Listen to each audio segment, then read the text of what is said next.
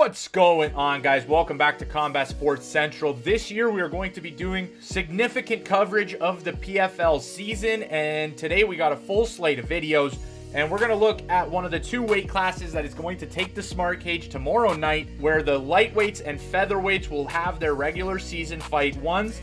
Throughout the card, we have returning champions, some significant signings that are sure to have an impact, and for this video, we'll take a look at the 5 scheduled featherweight contests. Make sure to subscribe here to keep up to date with all things PFL, all things combat sports, because we bring you guys the best content on YouTube.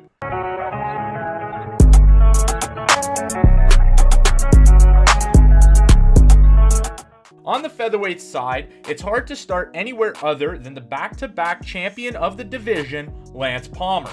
After asking for his release in the middle of 2020 amidst the COVID-19 pandemic, he's still on the lineup for the 2021 season and is looking at another shot taking home the $1 million title.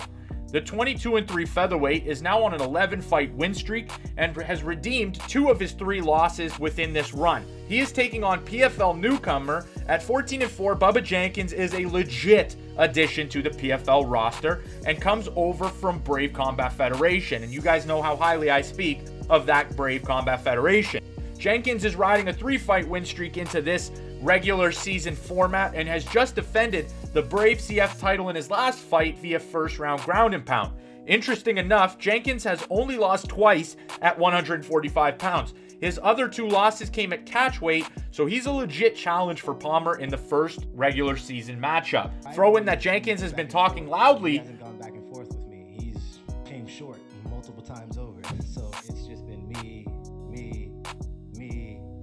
and again, it's gonna be me.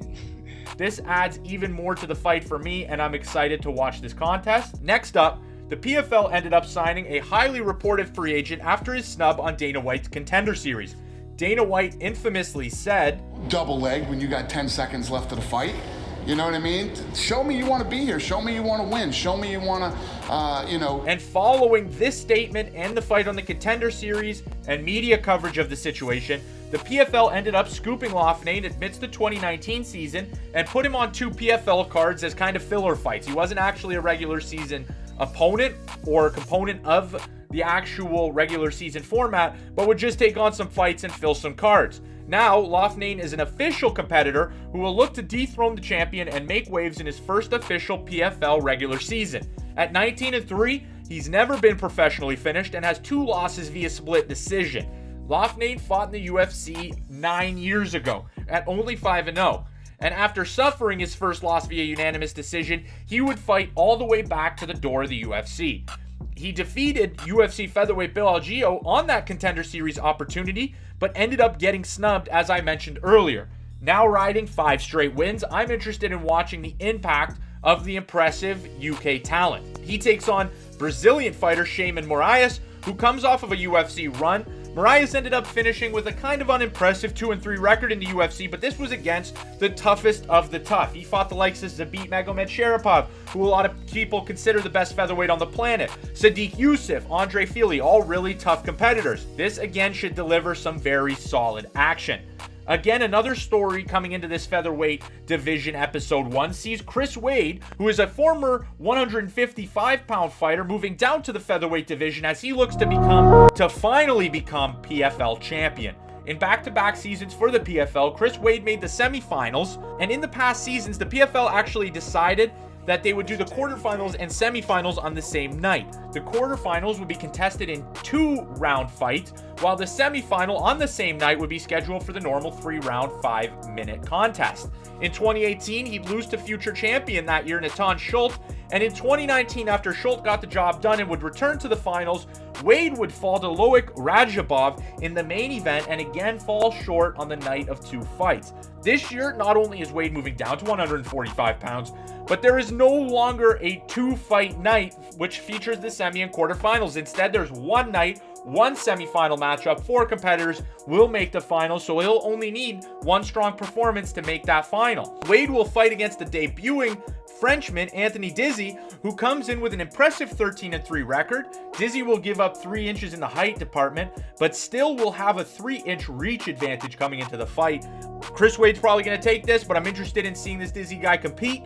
And then we move on to undefeated Movlid Khaybulaev will return to the PFL for his second season. Khaybulaev landed one of the finishes of the year in last year's PFL with his patented flying knee, and he looks to continue searching for finishes in the most impressive way possible this year. Last year, he finished number 2 in the regular season standings at featherweight and matched up with Daniel Pineda in the quarterfinals.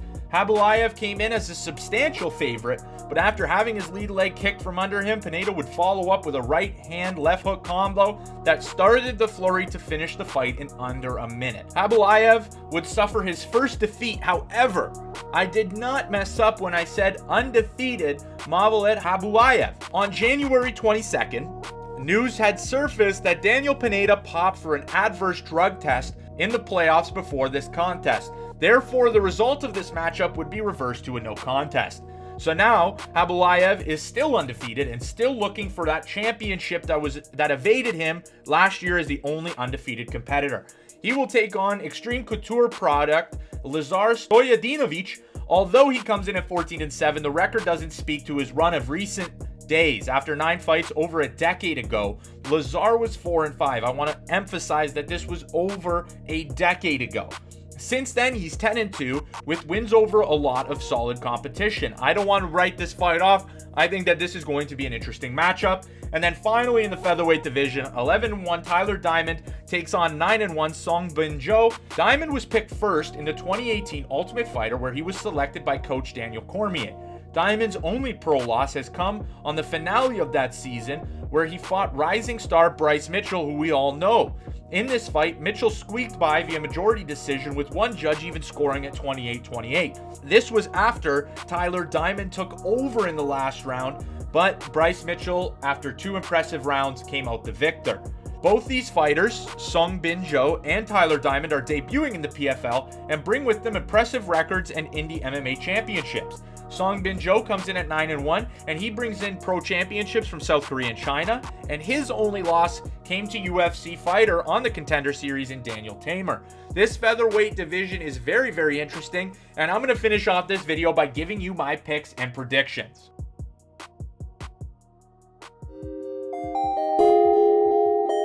So at no fault of the PFL's own, I do believe that all of the fighters the PFL wants to win are going to win. And this is just my opinion. I don't know if the PFL is thinking this, but in my opinion, the better fighters for the PFL to continue to promote their brand, they're all going to win. So this goes to start with, I am going to take Chris Wade over Anthony Dizy. I think this is the biggest mismatch on the card. I don't know much about Anthony Dizy, to be fair about it though, but I think this is by far the biggest mismatch on the card. So I'm going with Chris Wade. Then they brought in Brandon Loughnane, who I think is one of the toughest guys on the card. I'm confident he'll be able to defeat Sheymon Moraes, even though this fight is going to be really tough and a really good fight in my opinion. Then I'm going to also go with Tyler Diamond to beat Sungbin. I think that Diamond had a tougher run in the UFC, has faced tougher competition because of it, and I think that he's going to have a good performance here, a good debut for the PFL promotion. And then honestly, for me, the closest fight is going to be the one starring the champion. I think they brought in a really tough guy who has proven that he can compete with Lance Palmer going back to their wrestling days. Bubba Jenkins is a really good wrestler. So I'm excited to see what this contest brings. I'm going with Lance Palmer, but upset alert on this fight. Keep your money away from it, in my opinion. And then I'm going to take Khaybulaev to defeat Lazar Stojadinovic, even though, again, this fight is going to be pretty close, starring 2 pretty good strikers. But I think that Movlid has done enough at 15-0. This guy's impressive grappling and impressive on the feet, so I'm going to take him. Now, those are my picks, and that wraps up the featherweight video. Make sure you guys like the video. It takes a lot of time and effort to make this sort of content for you guys, and I really hope you enjoyed it. So make sure you subscribe and like the video, and I'll talk to you in the next one.